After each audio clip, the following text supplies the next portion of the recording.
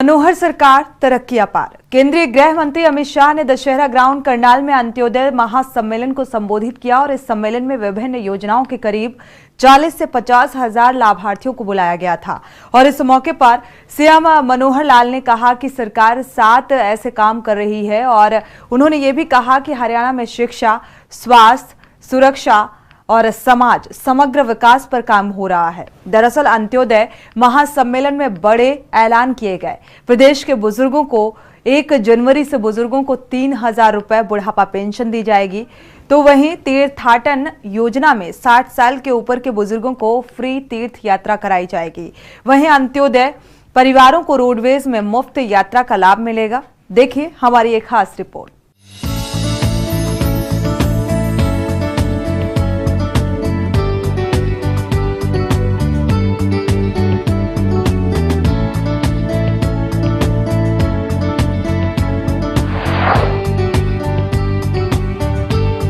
अंत्योदय महासम्मेलन में बड़े ऐलान।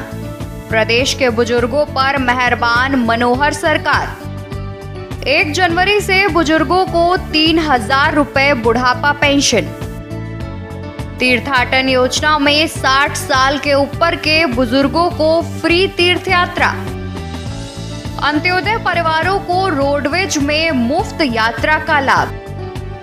मुख्यमंत्री मनोहर लाल ने इस दौरान प्रदेश के विभिन्न तबकों के लिए कई योजनाओं का ऐलान किया।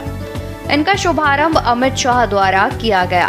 सरकार ने ऐलान किया है कि 1 जनवरी से प्रदेश के बुजुर्गों को 3000 रुपए बुढ़ापा पेंशन मिलेगी। इसके अलावा मुख्यमंत्री तीर्थाटन योजना में 60 साल के ऊपर के बुजुर्गों को फ्री तीर्थ यात्रा होगी। साथ ही अंत्योदय परिवारों को रोडवेज में मुफ्त यात्रा का लाभ मिलेगा। अंत्योदय महासम्मेलन को संबोधित करते हुए मुख्यमंत्री मनोहर लाल ने कहा कि हमारी सरकार ने हरियाणा एक हरियाणवी एक की दिशा में काम किया है। उन्होंने कहा कि हरियाणा की जनता मेरा परिवार है और मैं परिवार की सेवा करता हूं। सीएम ने कहा कि सरकार ने क्राइम, करप्शन और कास्ट बेस्ड पॉलिटिक्स खत्म करेगी। सीएम ने कहा कि सरकार क्राइम, करप्शन और कास्ट बेस्ड पॉलिटिक्स खत्म करेगी।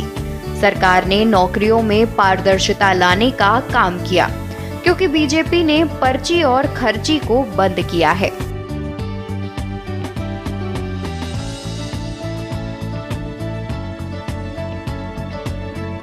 आखिरी आदमी को सरकारी योजनाओं का लाभ।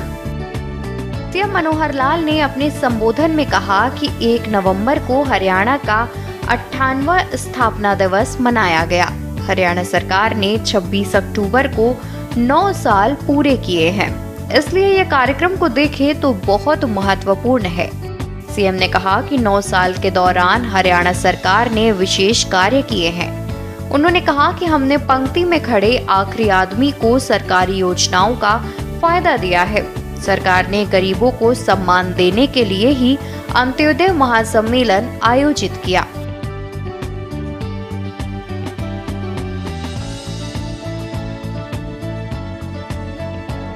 इस महासम्मेलन में आदरणीय गृह मंत्री जी ने हमें समय दिया, आप पधारे।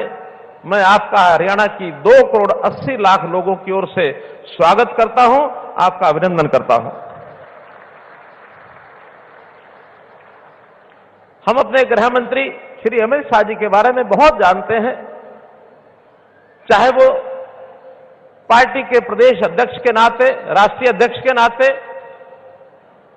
उन्होंने देश भर में पार्टी का जो ताना बाना बुना और दुनिया की सबसे बड़ी पार्टी, सबसे मजबूत पार्टी, अनुशासित पार्टी, इसका गौरव प्राप्त हुआ।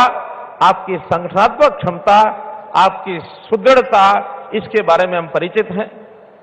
और चाहे आप गृह मंत्री बनने के बाद जिस प्रकार के साहसी निडरता के साथ जो फैसले लिए, खास करके प्रधानमंत्री जी ने और आपने धारा 370 को हटाने का, धारा 335A को निरस्त करने का जो काम किया है, वास्तव में सरदार वल्लभ भाई पटेल जी, उनकी याद आती है। संयोग से अभी 2 दिन पहले सरदार वल्लभ भाई पटेल जी की भी जयंती हमने मनाई। राष्ट्रीय एकता दिवस के रूप में एकता के लिए देश भर दौड़े हुई और उनको हमने याद किया कि देश की 562 रियासतों को एक सूत्र में पिरो करके देश की एकता अखंडता को जो बनाने का काम उन्होंने किया, और जो थोड़ा सा काम बच गया था, जिन कारणों से बचा था उन कारणों में मैं नहीं जाना चाहता, लेकिन जम्मू कश्मीर का एक विषय शेष बचा था, उस बचे हुए काम को आप लोगों ने पूरा किया। मैं बहुत बहुत इस बात की सराहना करता हूं, आप लोगों का अभिनंदन करता हूं। सीएम ने बताई शाह की उपलब्धि। सीएम मनोहर लाल ने कहा कि गृह मंत्री अमित शाह की सोच और संगठन कार्यों के चलते आज बीजेपी दुनिया की सबसे बड़ी पार्टी बनी और अमित शाह और प्रधानमंत्री नरेंद्र मोदी ने मिलकर जो ऐतिहासिक फैसले लिए हैं वो हमेशा याद रखे जाएंगे। सीएम ने बताया कि अनुच्छेद 370 और 35A को खत्म करना एक बड़ी उपलब्धि है।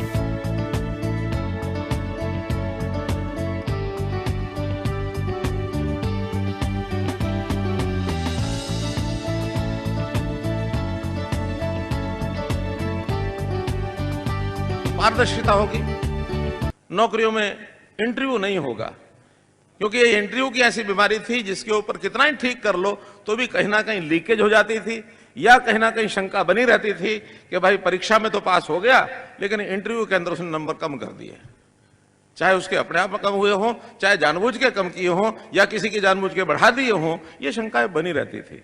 हमने कहा अब ग्रुप सी और डी में कोई इंटरव्यू नहीं होगा, हर किसी को उसकी मेरिट के ऊपर नौकरी मिलेगी, ये हमने घोषित किया। इसके आगे हमने एक 10 अंक विशेष ये रखे कि नहीं, कुछ विशेष ऐसे कैटेगरीज हैं जिनको लाभ होना चाहिए। हमने 5 अंक ये रखे कि कोई विधवा बहन है, उसका बेटा बेटी या मानो खुद है तो उसको 5 अंक अतिरिक्त देंगे ताकि उसको नौकरी का सहारा मिल जाए।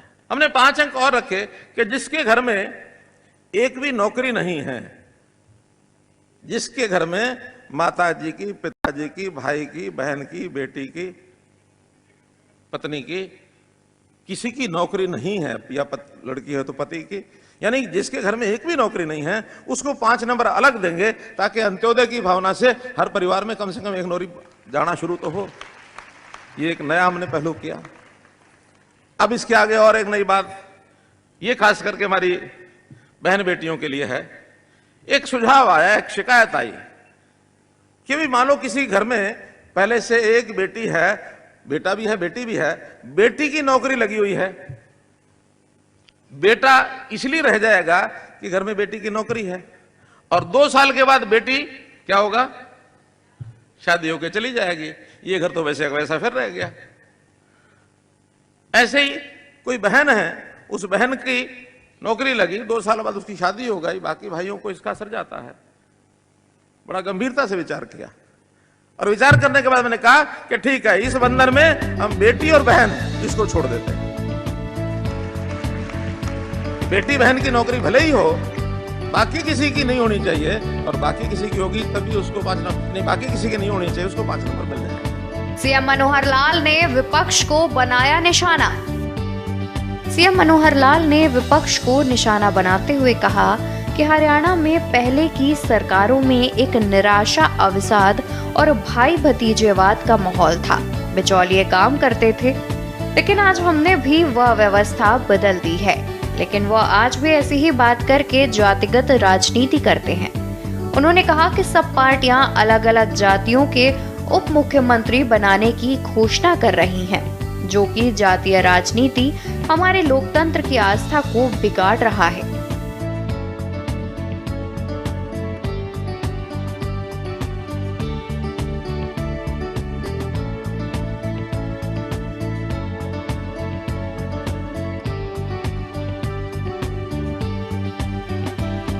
स्थापना दिवस था, उस उपलक्ष्य में आज के इस कार्यक्रम को देखें अथवा हरियाणा सरकार में हम लोगों ने भारतीय जनता पार्टी की सरकार के नाते से अभी 26 अक्टूबर को 9 वर्ष पूर्ण किए हैं। इस 9 वर्ष के कार्यकाल में काम तो सरकारें सब करती हैं, लेकिन हमने जो विशेष काम किए, खास करके अपने प्रदेश के पंक्ति में खड़े हुए अंतिम व्यक्ति को, गरीब को, मजदूर को, किसान को, कोई भी छोटा व्यापारी, छोटा कर्मचारी जिनकी आय, सालाना आय बहुत कम होती है, निम्न आय वर्ग जिसको हम कह सकते हैं, बीपीएल जिसको कह सकते हैं, या जिनको जरूरत होती है, ऐसे जरूरतमंदों की सहायता के अनेक जो कार्यक्रम किए, उन कार्यक्रमों का आज ये जो अंत्योदय महासम्मेलन है, ये एक उसका प्रमाण है।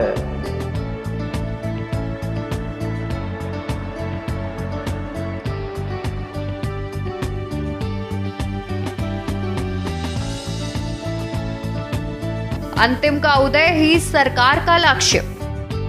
सीएम मनोहर लाल ने कहा कि जातियों की लड़ाई राजनीतिक पार्टियां करती होंगी, लेकिन भाजपा सिर्फ समाज को एक सूत्र में बांधने में विश्वास रखती है।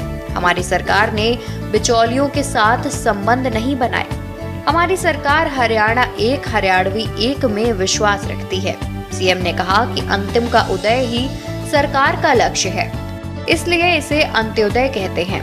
उन्होंने कहा कि लोगों को पेंशन समय पर मिल रही है, राशन सामग्री समय पर मिल रही है, सभी योजनाओं का लाभ भी समय पर मिल रहा है।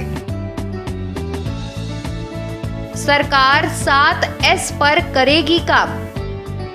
सीएम मनोहर लाल ने कहा कि सरकार 7S पर काम करेगी। उन्होंने कहा कि हरियाणा में शिक्षा, स्वास्थ्य, सुरक्षा, समाज, समग्र विकास पर काम होगा। आज युवाओं को जॉब के लिए रुपए देने की जरूरत नहीं है, क्योंकि अभिभावक युवाओं की पढ़ाई लिखाई पर ध्यान दे। नौकरियों में पारदर्शिता लाने का काम सरकार कर रही है। सीएम ने कहा कि 5 अंक ऐसे परिवारों को देने का काम किया जिनके परिवार में नौकरी नहीं है। घोषणा पत्र के 95% वादे पूरे। सीएम मनोहर लाल ने कहा कि हरियाणा में 30 लाख लोगों को प्रदेश में विभिन्न तरह की पेंशन दी जा रही है, जिसके 2,750 रुपए मिलते हैं। उन्होंने कहा कि बीजेपी ने घोषणा पत्र में 95% वादे पूरे कर लिए हैं। अब 1 जनवरी से सामाजिक सुरक्षा पेंशन 2,750 से बढ़कर 3,000 रुपए मिलेगी। सीएम मनोहर लाल ने 2 नई छुट्टियों की घोषणा करते हुए कहा कि लोकसभा चुनाव और विधानसभा चुनाव के दिन 2024 में 2 छुट्टी रहेगी। आपको बता दें कि सीएम मनोहर लाल की अध्यक्षता में हुए इस महासम्मेलन में विभिन्न योजनाओं के करीब 40 से 50 हजार लाभार्थियों को बुलाया गया था। इसके लिए यहां कड़ी सुरक्षा की व्यवस्था की गई। इसके लिए जिला प्रशासन ने शहर में भीड़भाड़ और सुरक्षा को देखते हुए मुख्य मार्गों पर रूट डाइवर्ट किया था। स्पेशल डेस्क के न्यूज़ इंडिया।